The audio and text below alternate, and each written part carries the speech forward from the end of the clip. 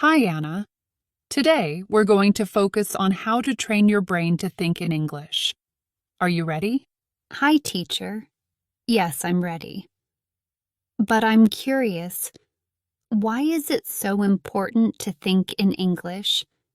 I usually just translate in my head, but it takes time and sometimes I get stuck. That's a great question, Anna. When you think in English, you're training your brain to process the language naturally without needing to translate from your native language. This makes your speech faster and more fluid, and it also helps you understand English better because you're not constantly switching between languages. Do you notice that translating slows you down sometimes? Yes, definitely, especially when I'm speaking with someone. I have to pause to think of the right words, and sometimes I lose track of the conversation. That's very common. By training your brain to think directly in English, you can avoid those pauses and feel more confident in conversations. Let's start with a simple exercise. Think in single words. Look around you right now and name everything you see in English. Can you try that? Sure, let me see. I see a computer, a desk, a chair, a window. Oh, and a plant. But what if I don't know the word for something? Should I just skip it? Good question. If you don't know the word for something, don't skip it. Instead, describe it in English. For example, if you don't know the word bookshelf, you could say, "It's the place where I put my books." This helps keep your brain thinking in English and can also help you learn new words.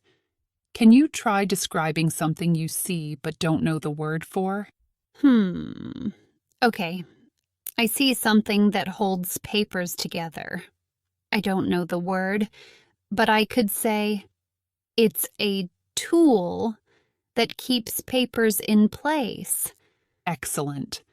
That's exactly what you should do. You're keeping your brain engaged in English, which is the goal. And for the record, that tool is called a paperclip. But now you have a way to describe it if you forget the word. Let's build on this by moving to thinking in sentences. What kind of simple sentences can you think of based on what you're doing right now? I could say, I am sitting at my desk, or I am learning English. But sometimes I'm not sure if my sentences are correct. What should I do if I'm unsure? That's a great start. Don't worry too much about making mistakes when you're practicing on your own. The key is to keep practicing. If you're really unsure, you can write down the sentence and check it later or ask someone for help. It's all part of the learning process. What other sentences can you think of about your surroundings? Let's see. The sun is shining through the window, and my plant is growing well. But what if I want to talk about what I plan to do later? How do I say that in English? Great sentences. When talking about future plans, you can use phrases like, "I'm going to," or "I will." For example, "I'm going to study English later," or "I will call my friend tonight." How would you describe your plans for the rest of the day?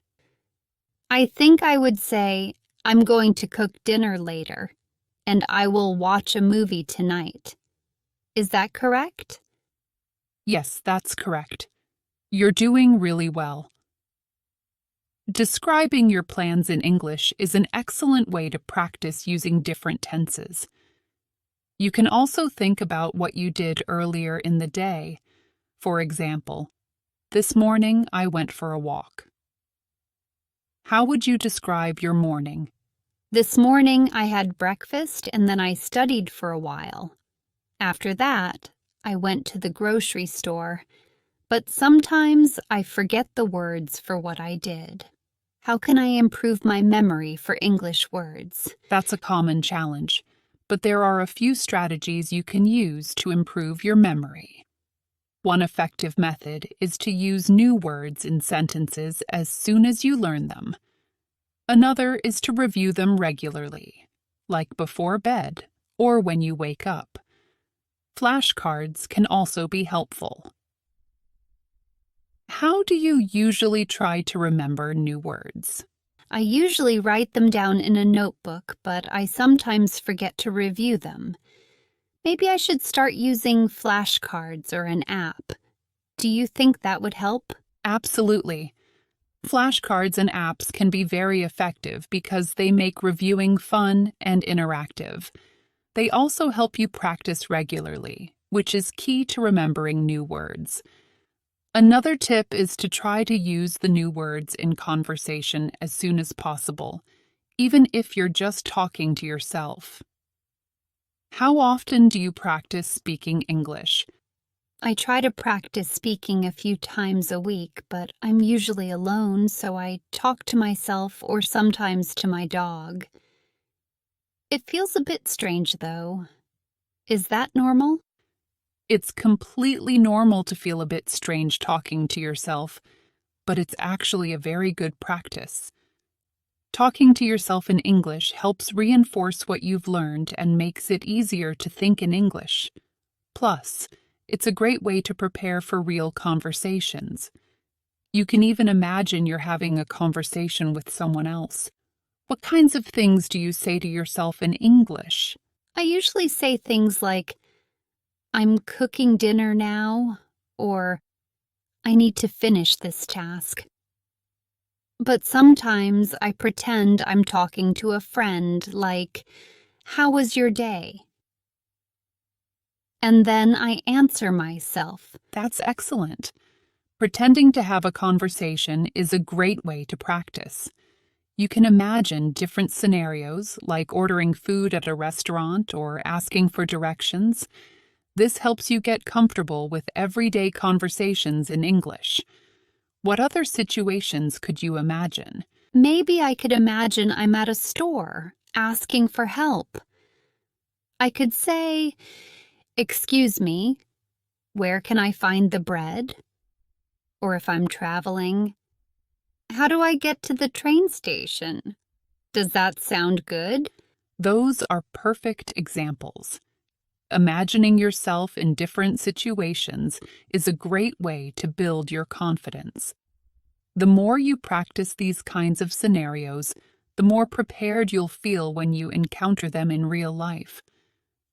Another good exercise is to describe your day in detail, from morning to night. Can you try that? Sure. Let's see. This morning I woke up early and had breakfast. Then I went for a walk and enjoyed the fresh air. After that, I came back home and started studying English. Later, I will cook dinner and watch a movie. How was that? That was excellent. You did a great job describing your day. Practicing like this helps you think in English more naturally and smoothly. You can also try planning your day in the morning in English, which will help set the tone for thinking in English throughout the day.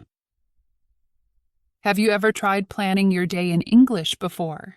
Not really, but I like the idea. I usually think about my day in my native language, but I'll try to do it in English from now on. Maybe something like, today, I'm going to study, then I'll meet a friend for coffee. Does that sound good? That sounds perfect. Planning your day in English is a great habit to develop. It keeps your mind engaged with the language and helps you practice different verb tenses. Another fun way to practice is by describing things you see or do throughout the day, like I'm drinking coffee or I'm walking to the store. How do you feel about trying this? I think I can do that. I'll start with simple things like describing what I'm doing or what I see around me. But what about when I'm not sure how to describe something? Should I just skip it? If you're unsure how to describe something, don't skip it. Instead, try to describe it in the simplest way possible. For example, if you don't know the word for umbrella, you could say, "It's the thing you use when it rains." This keeps you thinking in English and helps you learn new ways to express yourself. What's something you see right now that you could describe? Let's see. I see a remote control, but I could say, it's the device I use to change the channel on the TV. Does that work? That works perfectly. You're doing a great job of finding ways to express yourself in English. Over time, you'll build your vocabulary and be able to describe more things in detail. Also, try to challenge yourself by describing more complex things or even your thoughts and feelings. How would you describe how you're feeling right now? Right now, I'm feeling excited because I'm learning new things, but also a little nervous because I want to make sure I'm doing everything right.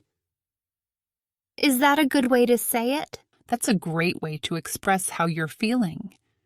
Being able to describe your emotions in English is very important, especially in real conversations.